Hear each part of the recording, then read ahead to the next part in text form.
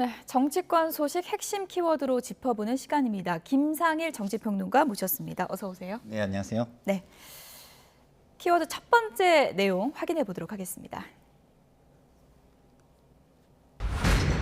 네, 이순신 말씀 새겨 듣겠다. 윤석열 당선인이 어제 이런 얘기를 했습니다.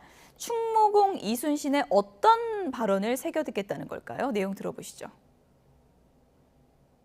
결코 불의와 타협하지 않고 오직 백성만 생각하신 충무공의 헌신과 위엄은 우리 민족이 위기에 처할 때마다 다시 일어설 수 있는 힘이 되었습니다. 일부 당경, 족구, 천부, 한 사람이 길을 잘 지키면 1000명의 사람이 두렵지 않다는 충무공의 귀한 말씀을 앞으로 국정을 운영하며 항상 제 가슴에 새기겠습니다. 충무공의 우국 충정과 애민 정신을 받들어 국민의 삶을 편안하게 하겠습니다. 네, 한 사람의 길을 잘 지키면 1000명의 사람이 두렵지가 않다. 원래 좋은 말인데요. 네. 지금 시점에서 의미심장하게 들릴 수밖에 없는 건 어쩔 수 없는 것 같아요. 그래서 저는 저 말씀을 정치적으로 해석을 안 하는 것이 훨씬 더 도움이 된다. 저는 이렇게 생각을 하지만 굳이 정치적으로 해석을 하자면 뭐 지금 전국에서 본인의 어떤 의지 뭐 이런 것을 또 드러낸 것일 수도 있다. 이렇게 보여지는데요. 그렇다고 한다면 저는 조금 부탁의 말씀을 좀 당선인께 드리고 싶어요. 저렇게 한 사람이 지키면 뭐 1000명이 두렵지 않을 수 있는 것은 적을 대할 때 그런 것이죠. 정치를 하는 사람에게는 그런 것이 아닙니다. 정치를 하는 사람은 모든 사람의 말을 잘 듣고 최대한 설득을 하려는 노력을 한 다음에 마지막에 다수의 의견을 모아서 가장 공통적인 의견으로 결정을 하는 것이 민주주의의 요체이거든요. 그래서 저렇게 단호함을 만약에 현재 상황에 결부시켜서 하신 말씀이라면 아직까지는 정치인의 모습으로 변신하는데 아직 좀 덜 변신이 된 것이다. 저는 이렇게 말씀을 드릴 수밖에 없고요. 정치는 오만과 불통 이런 걸 더 경계를 해야 됩니다. 그렇기 때문에 저는 저 말씀을 서두에 말씀드린 것처럼 굳이 정치적으로는 언론이나 정치권에서 해석하지 않았으면 좋겠다. 그냥 이순신 그 충무공의 행사에서 그 행사에 맞는 말씀을 하신 것이다. 여기까지만 해석을 했으면 좋겠다. 이런 바람입니다. 듣는 사람에 따라 또 해석도 좀 달라질 수 있을 것 같은데 때문에, 현재의 상황하면 아무래도 검수완박과 관련한 정치권의 논란 아니겠습니까? 지금 인수위 측에서 꺼낸 카드가 국민투표입니다. 이걸 듣고 여론 떠보기용이다. 아니면 이건 진심이다. 이렇게 엇갈리는 시각이 있던데 어느 쪽이라고 보세요? 뭐 최근에 그 문재인 대통령께서 뭐 세 글자로 하신 말씀이 있죠. 선거용이죠. 선거용. 저는 뭐 선거용이라고 봅니다. 뭐 그렇지만 뭐 굉장히 비상식적이고요. 뭐 정치인들은 좀 상식에 입각해서 말씀을 하셔야 국민들이 그 메시지를 받아서 자신의 어떤 생활을 하는데도 그것을 근간으로 뭐 어떤 기준으로 삼고 앞으로 나갈 수 있는데 너무 비상식적인 말씀을 하셨다 이런 말씀이 들고 입법과 관련한 정책과 관련한 모든 것을 국민투표로 뭐 붙이자 이런 식으로 정치화해 버리면 그러면은 뭐 대의제 민주주의는 하면 안 되는 것이죠. 직접 민주주의를 하면 되는 겁니다. 그렇게 만약에 말씀을 하시면 국회의원 다 없애고 뭐 지금 IT가 굉장히 많이 발전을 했으니까 뭐 IT 기술을 통해서 국민에게 항상 모든 것을 의사를 물어서 직접 민주주의를 하면 되는 것이죠. 그러면 그게 뭐 그런 것을 죄송합니다. 그런 것을 원하신다면 저런 말씀을 하셔도 되겠지만 그게 아니라면 저는 좀 비상식적인 말씀이시니까 좀 자제하시는 게 좋겠다 이런 말씀을 드립니다. 네, 선거용인 것 같다라고 이제 분석을 해주셨는데 인수위 측에서는 선관위 그러니까 선관위 입장은 이것은 법적으로 불가능하다는 입장인데 이거 자체가 월권이라는 또 인수위 측의 반박이 나왔거든요. 어떻게 보세요? 그러니까 저것이 만약에 그 위원회에서 결정을 해야 되는 사안이라면 월권이 맞습니다만 현행법을 뭐 완벽하게 유권 해석을 할 수 있는 상황, 현재 상황에서는 그것을 월권이라고 할 수 있을까요? 지금 현재는 실무자가 충분히 유권 해석을 할 수 있을 정도의 상황이다 이렇게 보여지기 때문에 월권이라고 말씀하시는 것 또한 정치적인 공세다 저는 이렇게 보여지고요. 예. 만약에 뭐 이거를 보완해도 안 된다, 뭐 이건 절대 안 된다, 뭐 이런 식으로 얘기를 했다면 그건 문제가 있죠. 그렇지만 현재 상황에서는 선거인 명부를 만들 수 없기 때문에 예. 불가능하다라는 이야기를 한 것이기 때문에 그걸 가지고 뭐 이렇게 저렇게까지 죄송합니다. 공무원을 공격하는 것은 좀 과하다 이렇게 말씀을 드립니다. 이것이 뭐 선거용일 수도 있지만 뭐 만약의 가능성이라는 게 있는 거니까요. 이게 또 현실화될 가능성도 있는 거 아니겠습니까? 만약에 그렇다면 이 승부수가 윤석열 당선인 입장에서는 실익이 있는 겁니까? 그렇죠. 아무래도 지금 검수완박이라고 불리는 저 검찰청법하고 형사소송법 개정안은 국민들 입장에서는 약간 부실한 부분이 좀 존재하거든요. 예. 그래서 그 민주당 쪽에서 저것을 밀어붙이더라도 내용을 좀 보완해서 가지 않으면 여론은 그렇게 좋게 그 반응을 하지 않을 가능성이 큽니다.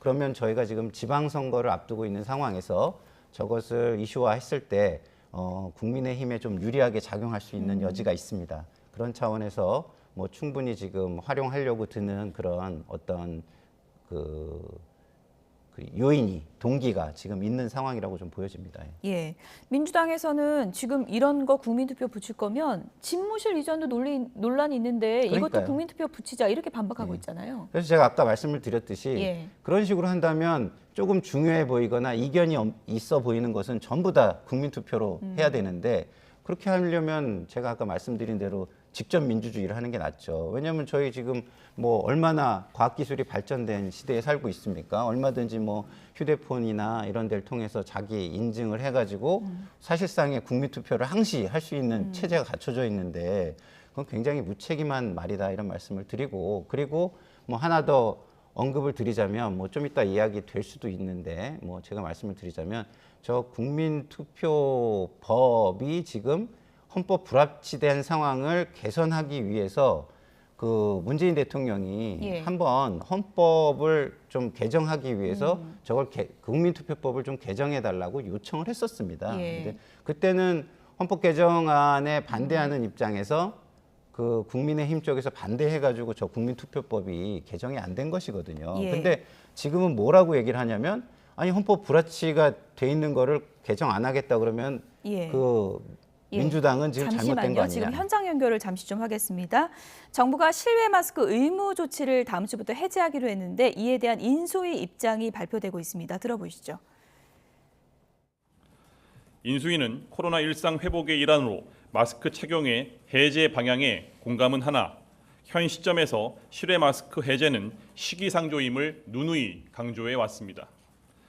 며칠 전 안철수 위원장은 코로나 100일 로드맵 프로젝트 발표를 통해 실외 마스크 해제 시기를 D+30으로 권고하고 5월 한 달간 코로나 확진자 수의 추이 및 사망자 및 위중증 환자와 같은 객관적 데이터에 근거하여 마스크 착용 해제를 신중히 검토해야 함을 권고하였습니다.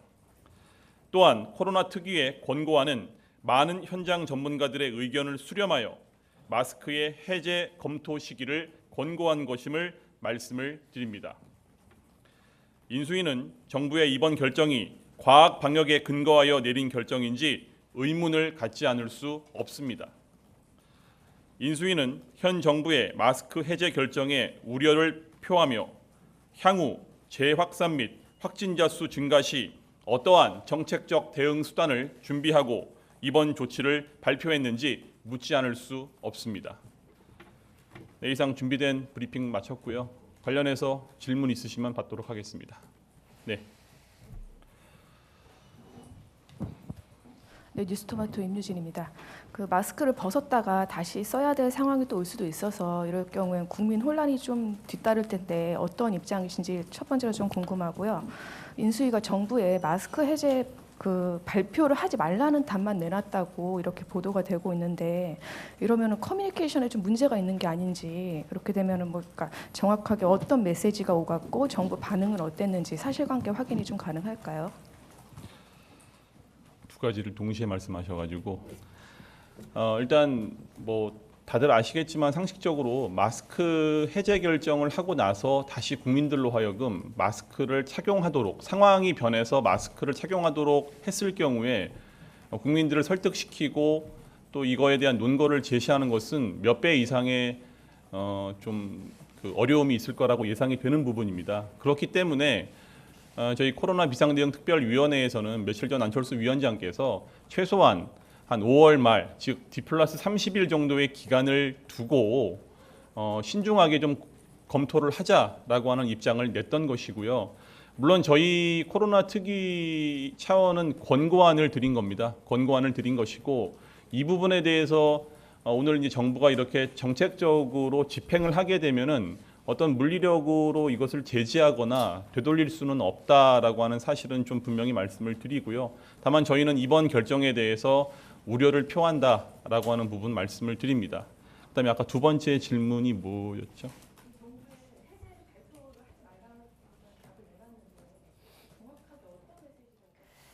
네, 다음 주부터 야외 마스크 의무 조치가 해제가 되죠. 이 부분에 대한 인수위의 입장을 좀 들어봤습니다.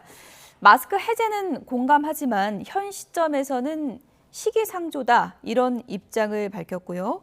과연 과학 방역의 근거에서 내린 결정인지 의문이다 이런 지적을 했습니다. 김성일 평론가 나와 계신데요. 일단 마스크 야외에서 다음 주부터 안 써도 되잖아요. 네. 이 조치에 대해서 인수위는 당초에 5월 말쯤 해제하는 것으로 로드맵을 짰는데 시기를 좀 다르게 정부가 결정했고요. 이 네. 부분에 대해서 인수위 입장이 나온 것 같습니다. 네. 뭐 지금 국민의 입장에서 보면 정부가 왜 저럴까, 인수위가 왜 저럴까 예. 이렇게 좀 느끼실 수가 있을 것 같아요. 왜냐하면 국민들은 이제 정부의 지침에 따라서 생활을 수정해 나가게 돼 있는데 인수위도 저런 거를 발표를 하려면 방역 당국을 좀 불러다가 이거 왜 이런 거냐, 근거가 있는 거냐 등등을 들어보고 이야기를 하는 게 맞고, 그리고 그 방역 당국의 입장이 확고하다면 제가 볼 때는 굳이 지금 입장을 낼 필요가 있었을까라는 예. 생각도 좀 들고요. 그래서 좀 아쉬운 것은 인수위도 정부의 연장선이고 현 정부도 어쨌든 뭐 정부인데 저렇게 그 현재의 권력과 미래의 권력이 마치 이견을 또 표출하는 것 같은 모습을 보이는 것은 국민에게 굉장히 안 좋은 모습이다 이런 생각이 들고, 지금이라도 저 드러내게 이렇게 이견을 표출하고 논쟁을 하기보다는 방역 당국과 마주 앉아서, 그리고 청와대와 인수위 3자가 마주 앉아서 먼저 조율을 좀 잘 하는 것들을 좀 고민해 봤으면 좋겠다 이런 부탁의 말씀을 드리고 싶습니다. 예.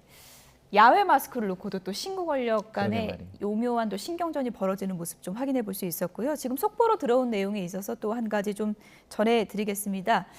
대통령실 인선 발표는 아직 이루어지지 않았는데요. 이와 관련해서 장제원 인수위 비서실장이 얘기를 한 부분이 있어서 전해드리겠습니다. 대통령실은 2실 5수석으로 확정이 되는 단계다 이렇게 얘기를 했고요. 시민사회 수석실은 강화하고 국민 제안 그리고 디지털 소통 비서관을 신설하겠다 이렇게 얘기를 했습니다. 그리고 입법 전행 헌법 일탈 와중에 설득을 하는 시민사회 수석은 강화하겠다 이렇게 입장을 발표했고요. 그리고 국민투표법을 빨리 보완해서 정쟁 말고 국회에서 해야 된다 이런 입장을 발표했습니다. 대통령 당선인 장제원 비서실장이 이런 내용을 오늘 기자들을 찾아서 말을 했습니다. 이전에 장해찬 대통령직 인수위 청년소통 TF단장 나와 계신데요. 지금 장제원 당선인 비서실장이 기자들을 만나서 한 내용들이 지금 속보로 들어왔습니다. 아직 뭐 인선이 다 발표된 게 아니기 때문에 구체적인 윤곽을 좀 발표를 한 것 같은데 2실 5수석으로 확정되는 단계다. 이건 어떤 의미로 볼 수 있는 건가요? 일단은 당초에 윤석열 당선인께서 공언하신 것처럼 대통령실의 규모를 실무용으로 축소시키는 걸 확정했다는 뜻입니다. 지금 예. 현재 청와대는 정책실까지 해서 3실 체제이고요. 수석도 8명까지인가요? 좀 더 많죠. 그런데 일단은 일자리 수석 자리가 없어지는 것 같고 그리고 정책실이 없어집니다. 이 말은 무엇이냐? 정책과 일자리에 힘이 실지 않겠다는 것이 아니라 책임 총리제인 책임 장관제로 각 부처에서 주도권을 가지고 정책을 만들고 또 일자리 같은 경우도 역시나 민간에서 정부가 보조할 때 민간 기업들이 주도적으로 만드는 것이라는 윤석열 대통령 당선인의 의지를 보여주는 그러한 어떤 조직 정비라고 할 수 있겠고요. 예. 기존에는 우리가 청와대 정부라는 말을 참 많이 썼습니다. 그리고 여당이 듣는 가장 뼈아픈 비판 중에 하나가 청와대 거수기다라는 비판이 있었어요. 이건 사실 뭐 문재인 정부뿐만이 아니라 그 이전에도 계속해서 여당이 누가 되건 지속적으로 제기되어 왔던 비판인데 그러한 청와대 중심의 국정 운영에서 탈피해서 전문성과 또 지속성을 가진 예. 이 각 부처의 공무원들이 보다 책임감을 가지고 정책을 설계하고 실행해 나간다면 훨씬 더 안정적인 어떤 이 정책 집행이 되지 않을까 하는 당선인의 의지가 담겨 있기 때문에 스스로 대통령제의 권한을 조금 내려놓겠다는 의미도 있는 거죠. 제왕적 대통령제가 문제라고 말은 많이들 합니다만 막상 대통령에 당선되고 나면 예. 하나같이 그 제왕적 권위를 더 강하게 누리면 누리지 뭐 하나 포기하지 않는 모습을 보여왔었는데요. 인사수석 같은 경우도 인사기획관으로 한 단계 급수가 낮아진 것 역시 인사에 있어서도 청와대나 대통령실이 가지고 있는 막강한 영향력을 예. 어느 정도는 내려놓겠다는 뜻으로 보여지기 때문에 이 2실 5수석제로 확정이 되면요. 어떤 긍정적인 효과가 있느냐. 다음번에 새로운 정부가 또 들어설 때 5년 뒤에 한번 줄인 조직을 다시 늘리는 건 상당히 또 부담스러운 일입니다. 점진적으로 대통령실이나 대통령제의 권한을 계속 내려놓는 방향으로 큰 예. 물줄기가 바뀌지 않을까 하는 부분도 기대해봐도 될 것 같습니다. 윤석열 당선인이 대통령실 인선 발표와 관련해서는 시간을 좀 달라 이런 입장을 밝히기도 하는데 언제쯤 발표가 될까요? 일단 제가 간접적으로 전해드린 것만 해도요. 대통령실의 어떤 수석이나 실장 또 비서관 그리고 그 밑에 행정관급에 대한 검증이 역대 그 어느 정부보다 더 깐깐하게 진행되고 있다라는 이야기들을 많이 전해 듣고 있거든요. 예. 사실 이맘때쯤이면 과거 정부 같은 경우에는 행정관급들까지도 대부분 다 발표가 나서 예. 본인들의 거취에 대해서 알고 있는데 이게 잘못하면 인수위가 마무리되지도 않았고 국정과제를 계속해서 국민들께 보여드려야 하는데 예. 인사 때문에 마음이 콩밭에 가 있는 결과를 자아냈던 적도 많아요. 그래서 이 인선에 대한 부분은 인수위나 국정과제 업무가 마무리되는 즈음까지 보완을 유지하면서 내부 검증을 보다 치열하게 하고 있다 예. 정도로 이해해 주시면 감사할 것 같습니다. 장재원 비서실장 얘기를 들어보면 지금 이제 뼈대는 어느 정도 이제 정해졌고 구체적인 내용은 이제 추후에 발표가 될 것 같고요. 또 한 가지도 눈여겨볼 대목이 국민투표법 관련 얘기입니다. 지금 국민투표법을 빨리 보완해야 된다. 정쟁하지 말고 이제 국회에서 좀 해야 된다라고 얘기를 했는데 이거는 이제 검수완박 국민투표 얘기와 연관돼서 생각을 좀 해볼 수 있을 것 같은데 이것을 어떻게 보십니까? 인수위에서 좀 구체적으로 계속 추진해 나갈 거라고 보십니까? 아니면 좀 여론 떠보기용으로 한 거라고 보십니까? 저는 구체적으로 추진해 나갈 거라고 생각을 하고요. 일단 검수완박이라는 초대형 사건이 터졌지만 이것과 무관하게 아직까지 국민투표법 보완하지 않았던 건 지금 문재인 정부와 현재 국회가 직무유기를 하는 것입니다. 헌법재판소에서 이 국민투표법에 대해서 불합치 결정을 내린 것은 국민투표권 자체가 문제라는 것이 아니라 재외 국민의 투표권을 좀 더 제대로 보장해줘야 하는 방향으로 보완 입법이 필요하다는 취지였거든요. 예. 그런데 지금 몇 년 동안 그 누구도 이 보완 입법을 책임져서 하지 않았다는 것은 직무유기를 할 수 있죠. 이전 정부와 이전 국회가 본인들이 해야 될 일을 안 했던 것에 대한 책임을 새로운 대통령에게 지라고 하는 것은 말이 안 되기 때문에 국민투표법 헌재 판결 취지에 맞게 보완 입법하는 것에는 여야가 달리 있을 수 없다고 보고요. 예. 만약 민주당이 국민투표법 보완에 동의해주지 않는다면 이건 국민투표가 무섭다. 국민투표 하기 싫다라는 뜻으로 해석될 수 있기 때문에 또 다른 역풍이나 정치적 파장이 있지 않을까 합니다. 예. 제가 좀 바로 잡아야 될 민주당 게, 입장을 좀 예. 얘기를 해주시죠. 뭐 이전 정부가 안 했다.